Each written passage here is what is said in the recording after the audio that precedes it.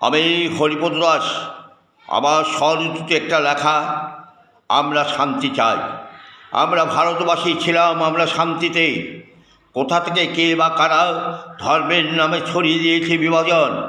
ধর্ম সবার এক, কেউ বা ডাকেন ভগবান, আবার কেউ বা ডাকেন আল্লাহ। এখানে নেই কোনো জাতের বিচার। হিন্দু মুসলিম সবার শরীরে বইছে রক্ত এক।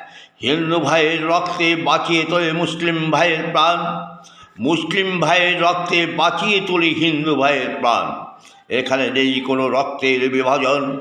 আমাদের ভারতবর্ষে সব ধর্মের বাস। আমরা সবাই মিলেমিশে থাকি এই দেশেতেই। জাত পাত ধর্ম নিয়ে বন্ধ করো খেলা। যেমন কাজী নজরুল বলেছিলেন, একই বৃন্তে দুটি কুসুম, হিন্দু মুসলমান।